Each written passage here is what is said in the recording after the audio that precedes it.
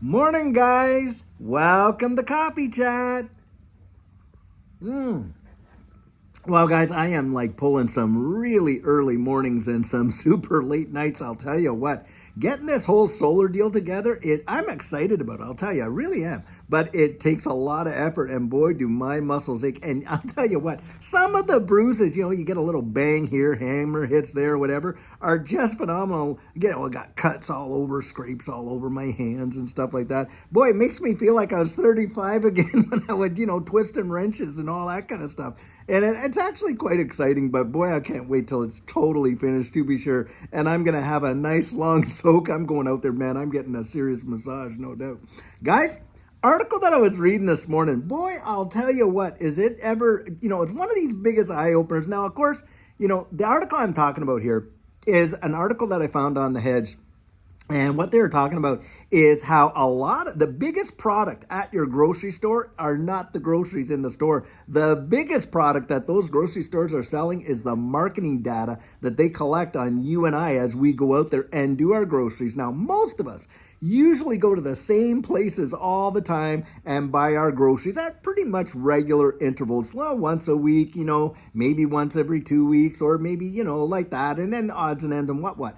But the deal is this, and we've been knowing this for years. Look, they have been tracking our spending habits and this and that. But now, with the way the digital networks are working now, the amount of data, it is absolutely obscene. And of course, you got a lot of these, various hedge funds and all these other ones out there that are banking on this data because they're trying to read trends. What's coming? What's next? What's this? What's that? And on and on and on. And the deal is this, you and I are literally being sold. We are being sold our habits, our likes, our dislikes. Of course, with social media, we know that that's absolutely hands down. That's what's been going on. We ourselves are the product, and in fact, the biggest product that they got going. Now, the thing is this. With this whole distributed ledger technology that's coming out, and a lot of these platforms that are being suggested right now, you literally could have that power put right back into your hands and not into these conglomerate hands where you're able to actually decide who gets to trade that data and who doesn't. And on top of that, you may very well be compensated big time for it. Now, right now, we got the whole point systems. If you shop at Kroger's or Fred Meyer or this one or that one or Albertsons or wherever you go, Costco, they got these incentive plans, a lot of them do. Now, Costco, of course, their incentive is, hey, big box store, low prices, memberships and all that, and you get the rewards back if you get the executive membership. And, with Kroger, they all got their point systems, right? And those are to incentivize you to go out there and allow them to track your data. You read the fine print, it's right in there. And, of course, that data is sold, and boy, are they ever making a killing. Now, think about it. When you have that power to decide who gets to trade that information, and you could absolutely be rewarded for doing it. And think of this, you might even be able to be rewarded in crypto, in digital assets. Kind of like if you use Brave browser, they use that basic attention token, that BAT token, and you can actually, accumulate some crypto there. Now, the thing is this. Right now, a lot of, when I was up in Canada, thought was swirling around the tax department, oh, hey, is there a way that we could literally tax people on their rewards points programs and that? Because it's a form of compensation, they thought, and they thought, oh, could they tax? Well, it didn't fly anywhere. But if you start getting rewarded in digital assets, guess what? Those become taxable. At the point that you receive them, you got the benefit. But it's when you spend them and cash them in. It's that capital gain deal right there. And of course, they're going to say, well, you got zero cost associated with that because you never really paid for them. You earn them. And does that mean that we're going to have to report that as income? Now, I know that that's going to raise up a hornet's nest. But guys, I'm telling you, if you look a little further down the road, this is what's going to go on.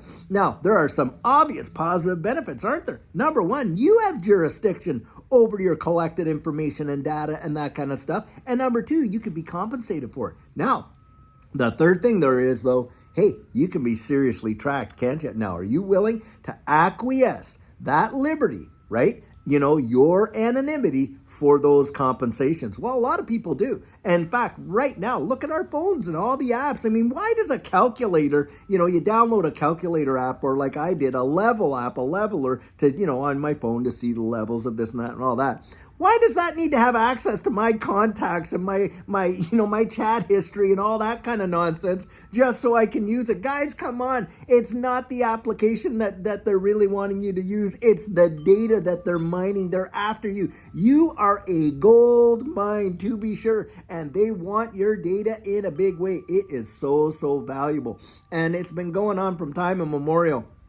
And don't kid yourself, when we get into this whole new digital system, the way in which information about you and I is going to be to the minute detail like it has never been. And of course they say, oh, well, we're going to keep you anonymous, except that the fact is that they literally can identify you. Let's be honest. They can trace you right down to 3 feet and maybe even less if you get into some of these 3-letter agencies and stuff like that. It's truly obscene. But that's what's going on. And in fact, the government doesn't even need to spy on their citizens because their citizens voluntarily give the information up, so that they can utilize all of these conveniences and all that kind of stuff. But I'll tell you, this is a big, big thing to think about, especially in this, distributed ledger technology space, in this digital asset space. Now, if any of you are out there, you all remember when Bitcoin came out. You know what the narrative was? Because I was working in the underground economy and I was, teaching, field officers as a resource officer. I was training field officers and this and that. Do you know Bitcoin, the attitude with a lot of the people that use Bitcoin as a means of consideration back then, they thought it was untraceable money. Well, as we know, it turned out to be the most traceable form of currency that you could possibly fathom.